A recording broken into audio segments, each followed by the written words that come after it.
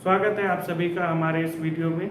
हम लोग नरेशन का पार्ट 6 देखने के लिए आज जुटे हैं और इसके बारे में एक सिंपल सी लाइन बता दूं। इस पूरे पार्ट में आप हमसे इम्पेरेटिव सेंटेंस के बारे में जानेंगे कि यदि रिपोर्टेड स्पीच इम्पेरेटिव सेंटेंस हो तो आपको क्या करना चाहिए। देखिए, आप किसी भी हालत में जो आप डायरेक्ट स्पीच का प्रयोग कर रहे हैं, जो आप देख रहे हैं पिछले कई पार्ट्स में कि डायरेक्ट स्पीच को इनडायरेक्ट स्पीच में हम क्यों बदल रहे हैं, इसका उत्तर भी हम आपको एक लाइन में बता दें कि कभी भी किसी प्रेसिस में, किसी राइटिंग में, किसी कंप्रीहेंशन में आप कभी भी डायरेक्ट स्पीच के प्रयोग करने से आपको बचना चाहिए। जब आप डायरेक्ट स्पीच का प्रयोग करेंगे तो आप में गलती के चांसेस और आपके अर्थ को क्लियर नहीं होने के चांसेस ज़्यादा रहेंगे। यानी कि आप यह बात मानिए और समझिए कि हर हाल में आपको अपनी राइटिंग इम्प्रूव करने के लिए, इनडायरेक्ट स्पीच का सहारा लेना पड़ता है। हर हाल में आपको अपनी राइटिंग इम्प्रूव करने के लिए इनडायरेक्ट स्पीच का सहायता लेना पड़ता है। और जब आप इनडायरेक्ट स्पीच को यूज करते हैं तो उसमें कई प्रकार की गलतियां होने के चांसेस रहते हैं। इन्हीं गलतियों से बचाने के लिए हम सब जितने भी लोग आज आपको पढ़ा रहे हैं वो सभी आपको इन्हीं गलतियों से बचाने का प्रयत्न कर रहे हैं, कुछ सफल कुछ असफल।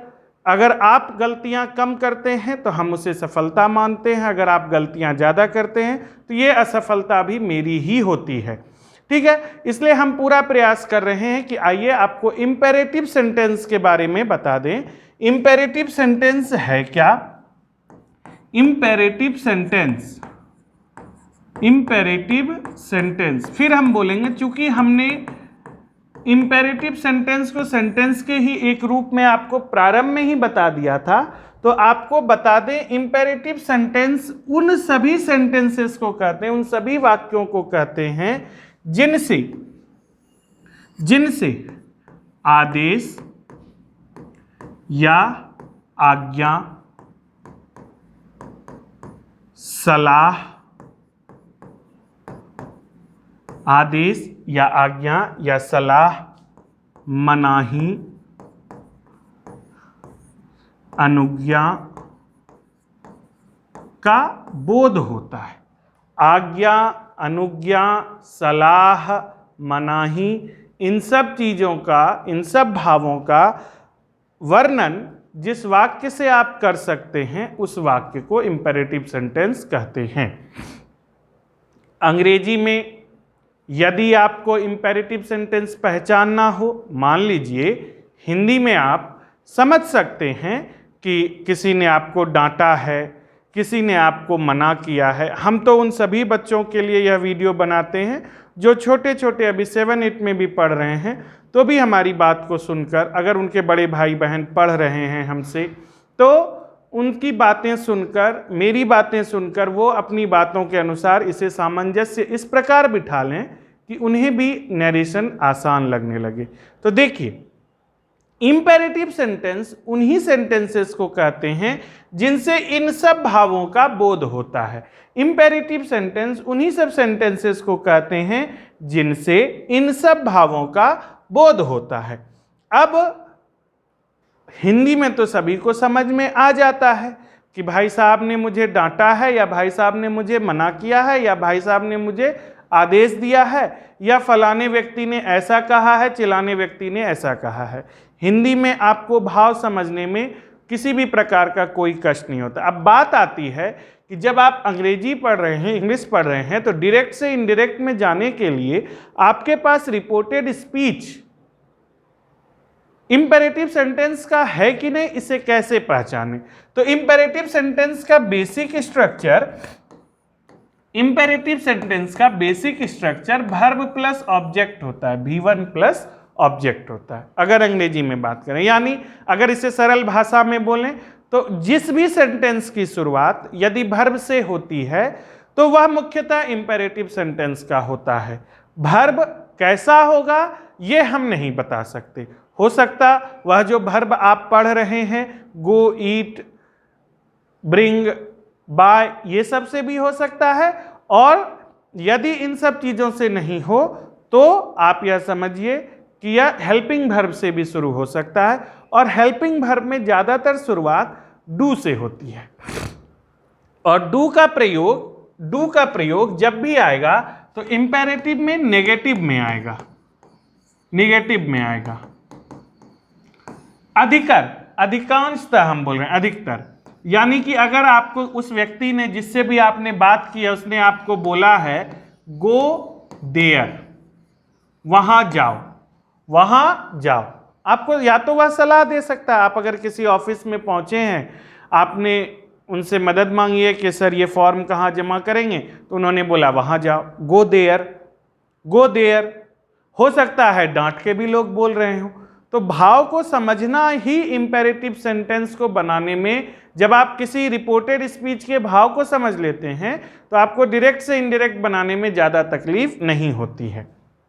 आइए देखिए, नरेशन का पार्ट 6 में हम आपको बता रहे हैं कि इंपेरेटिव सेंटेंस आज्ञा, सलाह, मनाही और अनुज्ञा से मिलकर बना होता है, यानी ये सारे भाव इसमें छुपे होते हैं। यदि हम इन सब की अंग्रेजी लिखना चाहें तो ऑर्डर हो सकता है, सलाह को आप एडवाइस बोल सकते हैं और सजेस्ट भी बोल सकते हैं। सलाह देना, हम यहाँ बाबू साहेब, सोना, हीरा, राजकुमार, हम यहाँ सलाह देना की बात कर रहे हैं, वर्ब की बात कर रहे हैं, नाउन की बात नहीं कर रहे हैं। और जहाँ तक महादेव साक्षी हैं कि शाम के 6 बजे के क्लास में मैंने ऐसे ऐसे कंफ्यूजिंग वर्ड्स आपको इतने सारे दिए हैं कि आपकी कॉपी का अभी भी 4 से 5 पन्ना भरा हुआ होगा कि एडवाइस में ADVI ऐसी क्या है और ADVI CE क्या है, कंप्लेन में COMPLAINT क्या है, COMPLAIN क्या है। तो हमें इसकी बताने की कोई आवश्यकता नहीं यहाँ पर महसूस होती है कि जब भी अगर नाउन रहेगा, सलाह किसी ने आपको दिया, उसने काम किया, वह वर्ब है, तो आप ऐसी लगाएंगे। आपको जो प्राप्त हुआ, चाहे आपको सिगरेट नहीं पीने की सलाह दी गई हो, तो यह जो ज्ञान सिगरेट नहीं पीना है आपको प्राप्त हुआ, यह नाउन है और उसमें CE आप लगाइएगा। तो ये सारी बातें मेरी पहले से ही क्लियर थी। उसी तरह से सजेस्ट मतलब होता है सलाह देना, और सजेशन सलाह है, ठीक है। आइए मनाही की बात करें। मनाही एक ऐसा वर्ड है, इसको फॉरबिड से सूचित करेंगे यहाँ, और कई जगह प्रोहिबिट से भी सूचित किया जाता है। प्रोहिबिट, इसको प्रोहिबिट भी बोल सकते हैं, प्रोहिबिट भी बोल सकते हैं। फॉरबिड मतलब मना करना, प्रोहिबिट का मतलब भी मना करना होता है। अनुज्ञा होता है रिक्वेस्ट, ठीक है। अनुज्ञा मतलब रिक्वेस्ट, ठीक है। आइए जाते जाते क्या बोले, अभी तो शुरुआत हुई है। आइए इसको आप देख लीजिए कि यदि किसी रिपोर्टेड स्पीच से आज्ञा का बोध हो तो आप रिपोर्टिंग वर्ब को ऑर्डर में बदलेंगे। यदि किसी रिपोर्टेड स्पीच से सलाह का बोध हो तो आप उसके रिपोर्टिंग वर्ब को एडवाइस से बदलेंगे। यदि किसी रिपोर्टेड स्पीच का बोध अनुज्ञा होती है तो आप उस रिपोर्टिंग वर्ब को रिक्वेस्ट में बदलेंगे। हमारे हिसाब से आपको ये बात क्लियर हो गई होगी कि इंपेरेटिव सेंटेंस में आपको ये सारे भाव देखने मिलेंगे। आइए बच्चों, इसी इंपेरेटिव सेंटेंस के एक और रूप को देखते हैं, जिस रूप में आपको थोड़ा सा तकलीफ भी हो सकता है, थोड़ा सा। हालांकि जो अच्छे विद्यार्थी हैं, हमारी उम्मीद से उनको कोई तकलीफ नहीं होगी। इंपेरेटिव सेंटेंस 3 प्रकार के हम लोग लेकर चलते हैं, 3 प्रकार से। एक सिंपल इंपेरेटिव,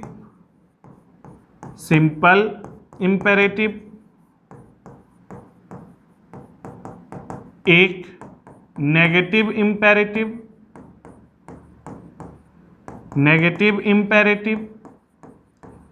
और थर्ड वन ये बोलते हैं आपको let imperative. Imperative sentence beginning with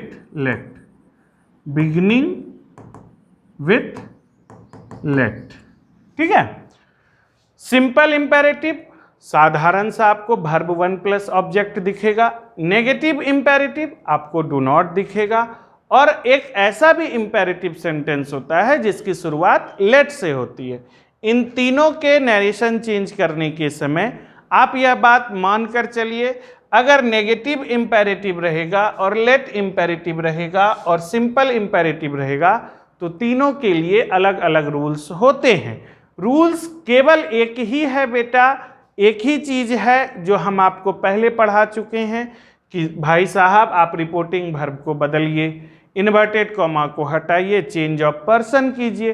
ठीक है, यही रूल होगा। लेकिन कभी कभी क्या होता है कि हम इन्वर्टेड कॉमा को हटाकर, आपने देखा मेरे पिछले वीडियो में कि हम लोग इन्वर्टेड कॉमा को हटाकर इफ लिख रहे थे या व्हाई लिख रहे थे। आपने देखा पिछले ही वीडियो में कि इन्वर्टेड कॉमा से पहले जो हम रिपोर्टिंग वर्ब चेंज कर रहे थे उसको आस्क में बदल रहे थे। आपने यह बात देखी। तो आइए, काम करना वही है कि हमको रिपोर्टिंग वर्ब बदलना है, इन्वर्टेड कॉमा हटाना है, चेंज ऑफ पर्सन करना है, लेकिन रिपोर्टिंग वर्ब बदल के लिखेंगे क्या, इन्वर्टेड कॉमा हटाकर लिखेंगे क्या, यही सब बात हम लोग यहाँ लेकर चलते हैं। हमारी उम्मीद से आपका वह चीज़ रूल नंबर 4 पर ख़त्म हुआ था। आज हम आपको रूल नंबर 5 पर लेकर चलते हैं, रूल नंबर 5 पर, और इसको आप बोल सकते हैं रूल नंबर 5 का ए आप लिख सकते हैं। यदि आप समझदार हैं तो आप इसको एक साथ भी लिख सकते हैं। यदि आप समझदार में थोड़ी सी कम, हम देखिए मजाक नहीं उड़ाते हैं, आपको यह नहीं बोलते हैं कि आप समझदार ने, मेरी बातों का खराब मतलब ना लिया जाए। इसलिए अगर आपको लगता है कि सब चीज़ आपको अलग अलग से ही लिखना चाहिए तभी आपका मन क्लियर होगा, मेरी तरह, मैं खुद बहुत कमज़ोर हूँ, मेरी ही तरह यदि आपको क्लियरेंस चाहिए तो आप इसे ABC करके लिख सकते हैं। आइए रूल नंबर 5 ए, रूल नंबर 5 ए करके हम लोग चलते हैं। यदि reported speech, reported speech simple imperative, simple imperative sentence हो तो क्या करना चाहिए, हो तो क्या करना चाहिए। यानी कि सर एक चीज और करते ना, क्या करते बाबू, आप इतना दिन से पढ़ा रहे हैं ना, आप पहले रूल लिख देते हैं फिर सेंटेंस को लेकर चलते हैं। इससे अच्छा यह होता सर कि आप पहले एक सेंटेंस लिख लेते और रूल जैसे जैसे लिखते जाते उसमें उस वैसे वैसे परिवर्तन कर देते। तो लीजिए, आपकी फरमाइश पर भाइयों बहनों, आप ही के शहर सुल्तानगंज में he said to me, comma inverted comma go there, एक सिंपल इंपेरेटिव सेंटेंस है, he said to me go there. ठीक है, आपको यह सेंटेंस मिल गया है। आप थोड़ा सा घबरा गए हैं कि क्या करें क्या नहीं करें। नहीं घबराए हैं तो ज़्यादा गलथेतरी करने से कोई बहस नहीं है। नहीं घबराए हैं तो देखिए, नहीं देखना है नहीं देखिए। He said to me go there, go there यह बताना, ये वाक्य हमें बताता है कि सर हम इंपेरेटिव सेंटेंस है, हमारी शुरुआत वर्ब से हुई है। तो आइए क्या क्या चेंज करेंगे। देखिए, सिंपल इंपेरेटिव सेंटेंस मिल गया रिपोर्टेड स्पीच, तो पहला चेंज करेंगे बाबू, पहला जो चेंज करेंगे रिपोर्टिंग, फिर रिपोर्टिंग बोल रहे हैं, मजाक नहीं उड़ाइएगा, रिपोर्टिंग भी बोल सकते हैं हम। रिपोर्टिंग वर्ब को रिपोर्टेड स्पीच, रिपोर्टेड स्पीच के अर्थ के अनुसार, अर्थ के अनुसार ऑर्डर, रिक्वेस्ट, एडवाइस, सजेस्ट, में बदल दें। ब्रैकेट में यहां लिख देते हैं ताकि आप हमारे पर कोई प्रकार का लांछन नहीं लगाएं। टेंस का ध्यान अवश्य रखें। सर आपने ऐसा क्यों लिखा? क्योंकि बेटा टेंस का ध्यान अवश्य करें या रखें, ऐसा इसलिए क्योंकि यहाँ पास्ट टेंस है। आप देखिए पास्ट टेंस है तो इन सबको इसके पास्ट फॉर्म में लिखिएगा। तो आइए थोड़ा सा आपके लिए हम इस सेंटेंस को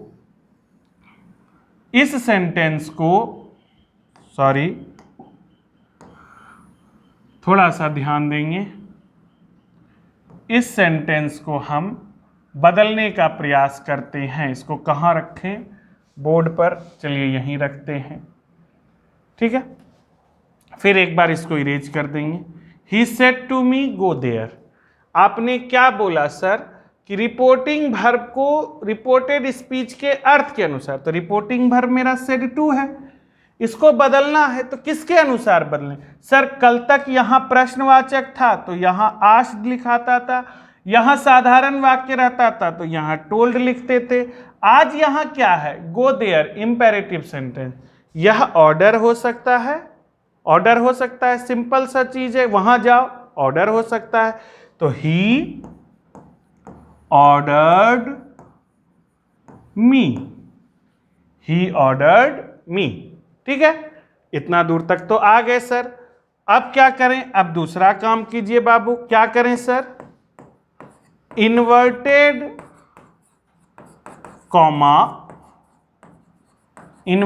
कॉमा हटाकर टू का प्रयोग करें।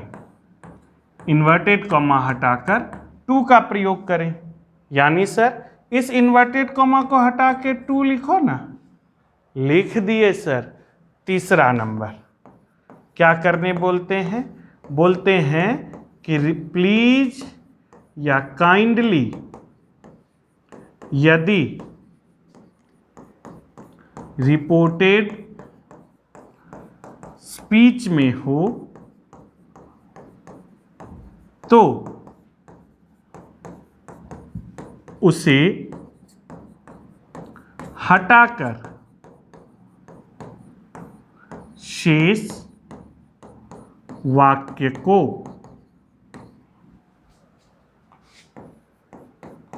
वैसा ही लिख दें, वैसा ही लिख दें। यानी कि आप इस बात का अंदाजा लगाइए कि ही ऑर्डर्ड मी टू, यहाँ प्लीज काइंडली नहीं है तो आप जब रहेगा तब ये नहीं हटाएंगे। यहाँ बोलता है ना प्लीज काइंडली यदि रिपोर्टेड स्पीच में हो तो नहीं हटा, तो शेष वाक्य क्या बचा? Go there. तो आप इसे खूब आराम से लिख सकते हैं, he ordered me to go there. उसने मुझे आदेश दिया वहां जाने को। He ordered me to go there, ठीक है। आगे चलिए। इस वीडियो के अंत में आपको कुछ प्रमुख बातें भी जानने मिलेंगी, इसलिए यदि आप स्किप करके इस वीडियो के लास्ट पार्ट में चले जाते हैं तो बीच की बातें छूट जाएंगी, और बीच की बातों को सुनकर आप यदि इसे आंक लेते हैं कि बस यही इतना ही, तो आगे चल के आपको जो लास्ट में बातें वो समझ में नहीं आएंगी, इसलिए इस वीडियो को पूरा देखें। आइए रूल नंबर 5 का ही बी आपको लेकर चलते हैं। रूल नंबर 5 और सेक्शन है बी। क्या पागलपंथी कर रहा है? लेंदी करते हैं। कोई लेंदी नहीं करते हैं सर, हम आपको कोई लेंदी नहीं करते हैं बाबू। हम आपके लिए एक एक चीज़ को खोल कर रखना चाहते हैं। अगर मेरी यह गलती है तो ठीक, गलती सही, हम तो इसी हिसाब से चलेंगे। हाँ, आप अगर सलाह दीजिएगा तो हाँ, आप देखें आपने सलाह दिया, आप ही में से कुछ बच्चे लेकर आए मेरे पास इम्पेरेटिव सेंटेंस को कि सर आप इसका जब बताइएगा तो थोड़ा एक्सप्लेन करके बताइएगा, हम लोगों को पिछले साल कुछ दिक्कतें रह गई थीं। तो आइए चलते हैं रूल नंबर 5 का बी। क्या बोलता है? यदि रिपोर्टेड स्पीच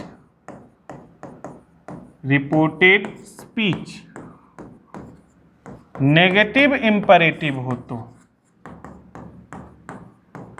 नेगेटिव इंपरेटिव हो तो क्या करना चाहिए? इसके साथ यह काम करना चाहिए। पहला नंबर, रिपोर्टिंग वर्ब को फॉरबिड में बदलना चाहिए। ठीक है, रिपोर्टिंग वर्ब को फॉरबिड में बदलना चाहिए। दूसरा, इन्वर्टेड कॉमा के स्थान पर टू का प्रयोग करना चाहिए। इसमें भी एक ट्विस्ट है, इस ट्विस्ट को देखने के लिए इस वीडियो के लास्ट में जरूर देखें। तीसरा, नॉट का लोप कर दें और शेष वाक्य को वैसा ही रहने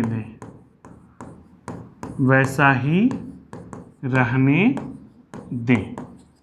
इन तीनों नियमों का एक सार हम आपको देंगे इस वीडियो के लास्ट में।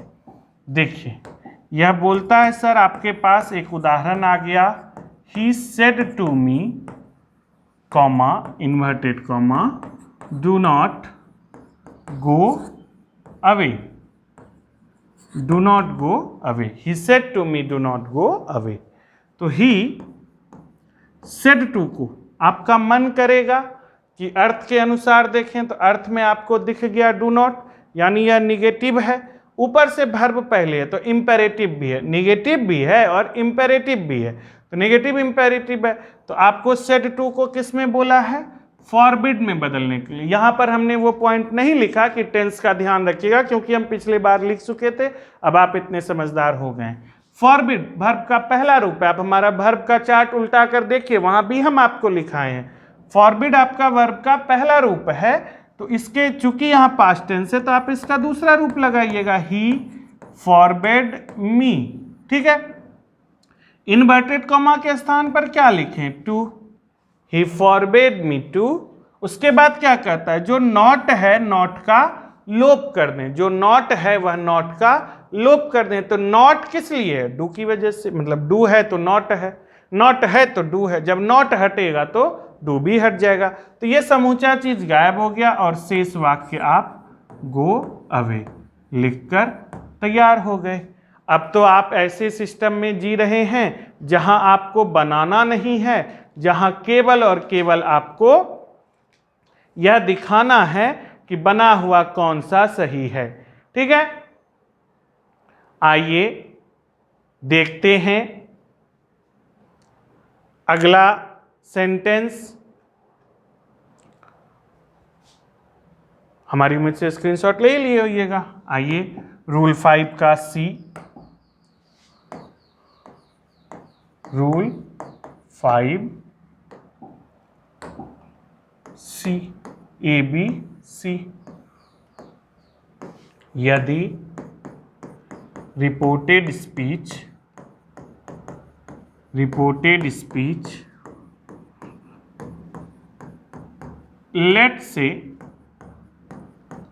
प्रारंभ हो तो, लेट से प्रारंभ हो तो,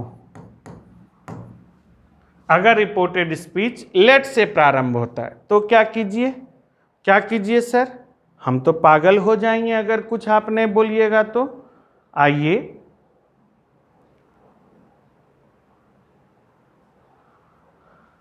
पहला नंबर क्या करेंगे? रिपोर्टिंग वर्ब को प्रपोज टू या सजेस्ट टू में बदल देते हैं।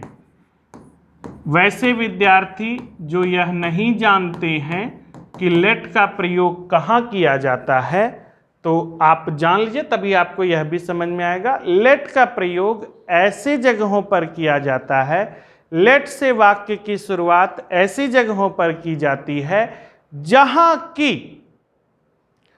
कहां से शुरुआत की जाती है, ध्यान रखिएगा, जहां की आप किसी वाक्य में एक प्रस्ताव दे रहे हो या एक सुझाव दे रहे हो। जैसे लेट अस डांस, चलो हम लोग नाचें। लेट अस प्ले, चलो हम लोग खेलें। लेट अस गो अवे, चलो हम लोग दूर चले जाएं। ठीक है, तो लेट का, लेट हिम प्ले, उसे खेलने दो ना, क्या दिक्कत है। लेट हिम प्ले, उसे खेलने दो। तो आप चाहे प्रस्ताव रखें चाहे सुझाव रखें, तो ऐसे स्थानों पर जब लेट का प्रयोग किया जाता है तो हम उसे लेट वाला इंपेरेटिव सेंटेंस कहते हैं। और जब लेट से वाक्य शुरू होता है तो उसे याद रखिए, ध्यान में रखिए, प्रपोज टू बोले हैं, प्रपोज टू, और सजेस्ट टू बोले हैं। इसमें भी टेंस के अनुसार परिवर्तन होगा। और आप अभी तक देख चुके हैं कि जो वर्ब रिपोर्टिंग वर्ब में ओरिजिनली डायरेक्ट स्पीच में होता है उसका टू गायब हो जाता है, यहां टू गायब नहीं होता है। ऐसा क्यों होता है इसके बारे में भी हम लोग चर्चा करेंगे। दूसरा पॉइंट करेंगे इसका, जब आपने ये सब कर लिया, इन्वर्टेड कॉमा के स्थान पर दैट का प्रयोग करते हैं, दैट का प्रयोग करते हैं। इन्वर्टेड कॉमा के स्थान पर दैट का प्रयोग करते हैं। और उसके बाद जैसा कि हमेशा से होते आया है, जो एक्स्ट्रा चीज है उसे हम लोग हटा देते हैं।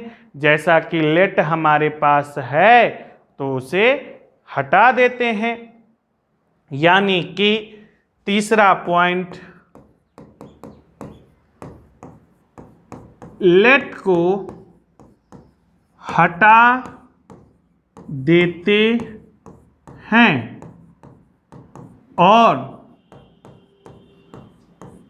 लेट के बाद आने वाले पर्सन में, आने वाले पर्सन में बदलाव कर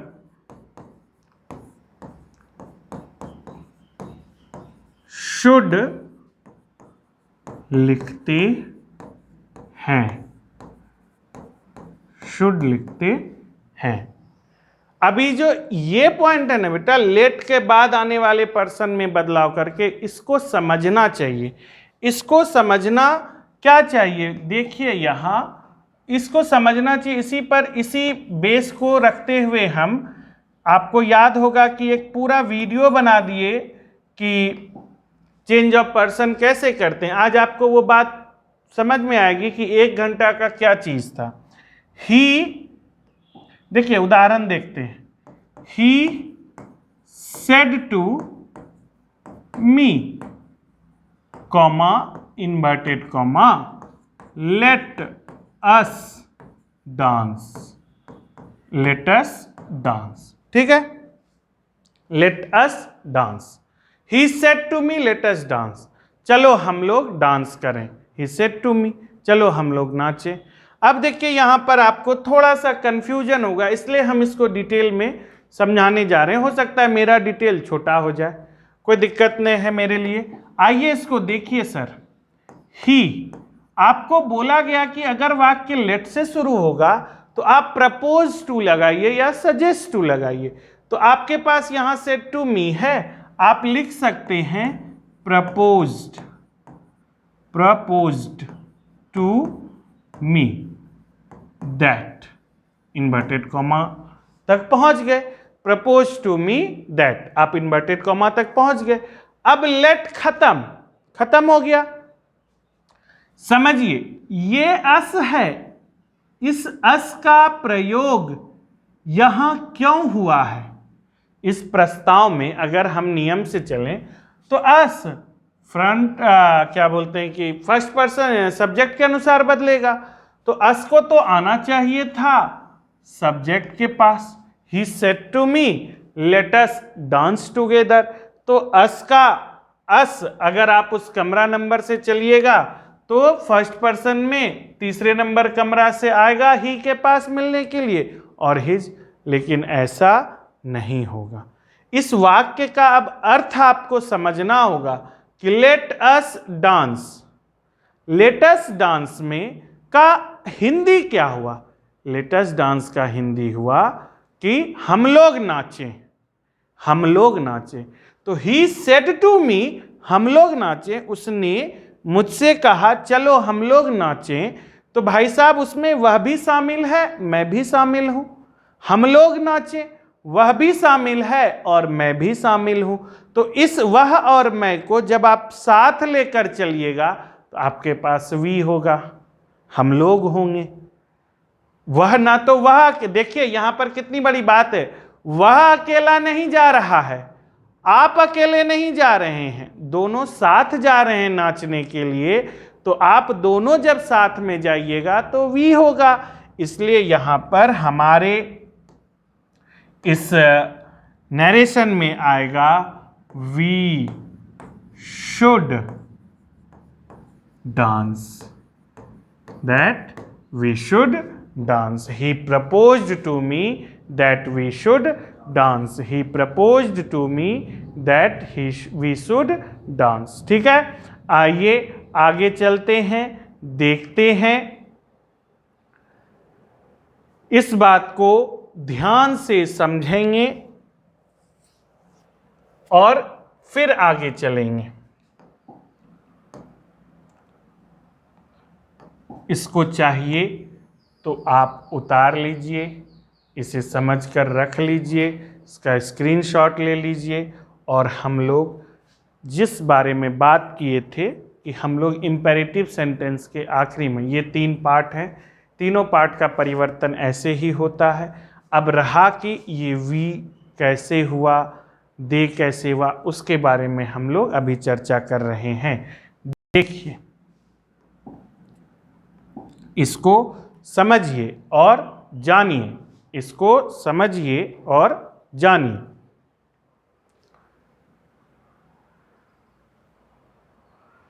तो देखिए, हम लोग अब देखेंगे कि लेटस और का जो चेंज हम लोग अभी पिछले अपने स्लाइड में किए थे कि वी कैसे हो गया, हम बार बार बोल रहे हैं, इसकी चर्चा अब हम लोग करेंगे।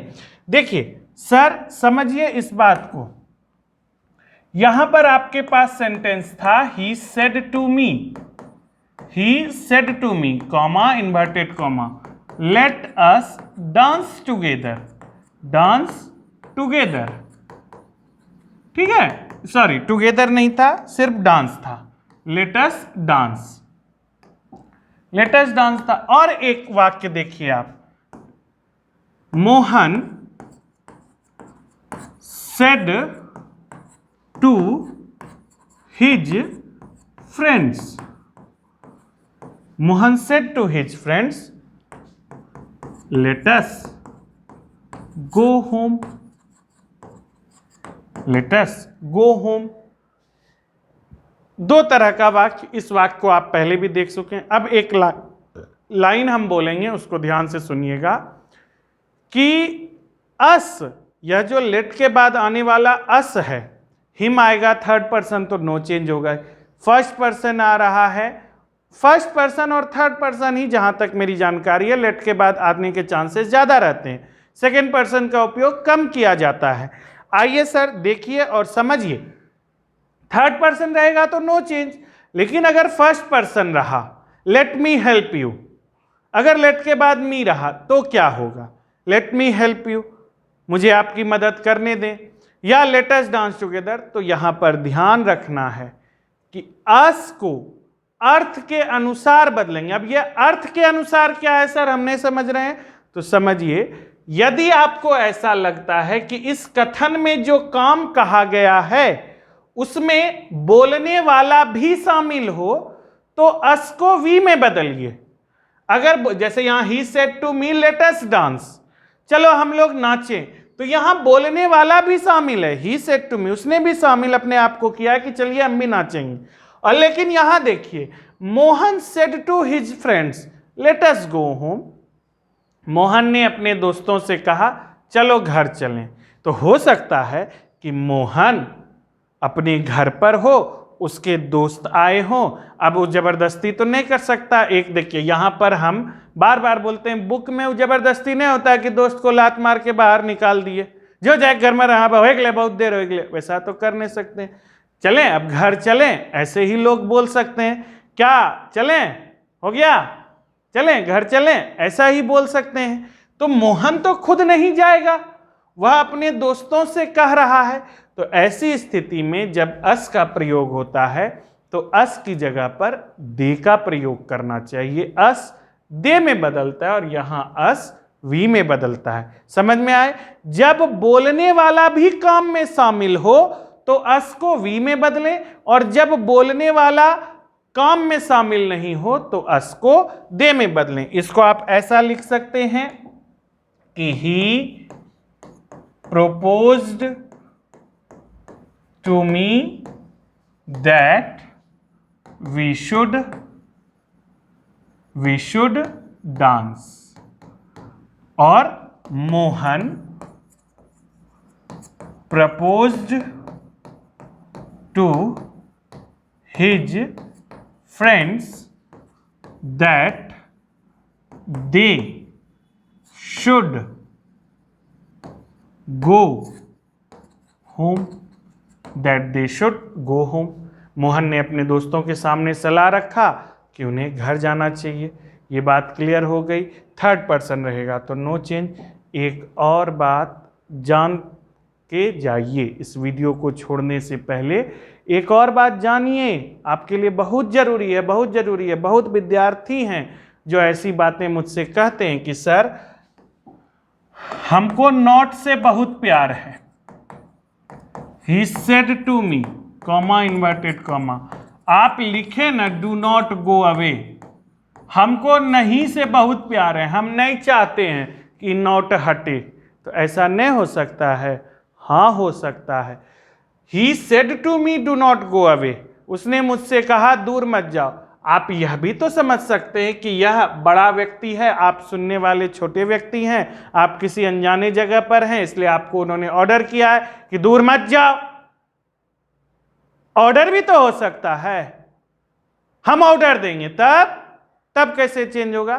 तब ऐसे चेंज होगा। चिल्ला काहे बोलते हैं सर, एकदम गजब करते हैं। चुपचाप पढ़ाइए ना, क्या आप भी। ही ऑर्डर्ड मी, कॉमा इन्वर्टेड कॉमा हटकर क्या लगता था? टू लगता था, लेकिन यहां पर किसी ने जबरदस्ती की है। जबरदस्ती की है तो जबरदस्ती का नतीजा थोड़ा बुरा होता है, जबरदस्ती नहीं करना चाहिए। He ordered me, inverted comma हटाकर आपको यहां लिखना होगा not to go away, not to go away. He ordered me not to go away। यदि कोई व्यक्ति said to को forbade में नहीं बदलता है तो उसे not लिखना होगा और उसके बाद to लिखना होगा। not to go away ऐसा लिखना होगा। सर एक बात पूछिए, ऐसा क्या कारण है कि he forbade me to go away लिखे? यहां पर गो अवे के पहले नॉट क्यों नहीं आया? सर नॉट क्यों गायब हुआ? तो मेरा पुराना उदाहरण जो मेरे पुराने भी स्टूडेंट हैं, हम यहां पर नहीं दोहराएंगे कि एक बार लिपस्टिक लगाइए लिए तो दोबारा लगाओगे तो क्या होगा, तो अब आप समझ सकते हैं। फॉरबिड, फॉरबिड का मतलब होता है मना करना, मना करना। उसने मुझे मना किया दूर जाने से, उसने मुझे मना किया दूर जाने से। और यहां ही ऑर्डर्ड मी, उसने मुझे आदेश दिया, आदेश दिया। क्या दिया आदेश? नहीं दूर जाओ। उसने मुझे मना किया नहीं दूर जाने से। अगर आप दो नेगेटिव लेकर चलिएगा तो एक पॉजिटिव हो जाएगा। अगर आप दो नेगेटिव यहां पर मना करना और यहां पर नहीं लिखिएगा तो इसका मतलब हो जाएगा कि दूर जाओ। यहां एक पॉजिटिव एक नेगेटिव, यही कारण है कि ऑर्डर के बाद नॉट लगाते हैं। एक बात तो ये जान गए। देखिए ये सब जानने वाली बात है। एक चीज ध्यान में रखिएगा, जब कभी भी ये लाइन सुन के ही वीडियो अंत होगा, जब कभी भी इंपेरेटिव सेंटेंस में ऑब्जेक्ट नहीं हो तो आप अपने मन से एक ऑब्जेक्ट लाइए, आप अपने मन से ऑब्जेक्ट लाइए। किताबें कहती हैं कि he said, comma inverted comma, he said, चलो ठीक है, get out, he said get out, बाहर जाओ। ए भाई काहे चिल्ला के बोलते हैं? बोलने हैं आप तो सुनने वाला भी तो कोई होना चाहिए। है यहाँ सुनने वाला के? है क्या सुनने वाला? ही सेड गेट आउट, है सुनने वाला? नहीं सुनने वाला है तो बोलता है, आपका बुक बोलता है ही ऑर्डर्ड। यहाँ आपको मन कर रहा है कि अपने आप को डांट सुनाए तो मी लिखिए, और नहीं मन कर रहा है उसको डांट सुनाए, सीता को डांट सुनाए, सीता लिखिए, ही ऑर्डर्ड सीता। नहीं, हमको अभिषेक से बहुत दुश्मनी है, अभिषेक लिखेंगे, he ordered Abhishek to get out. यानी हर हाल में हमको एक ऑब्जेक्ट रखना होगा। यही हमारा इंपेरेटिव सेंटेंस का नियम कहता है। हमारा वीडियो देखने के लिए बहुत बहुत धन्यवाद। इंपेरेटिव सेंटेंस के प्रैक्टिस और इंपेरेटिव सेंटेंस के बाद के ऑप्टेटिव सेंटेंस में हम बहुत जल्द मिलेंगे। तब तक के लिए अपना ध्यान रखिए, स्वस्थ रहिए, सुरक्षित रहिए। यदि आप स्क्रीनशॉट नहीं लिए हैं तो पीछे जाकर आप स्क्रीनशॉट ले सकते हैं। Thank you very much. Thank you, thank you, thank you.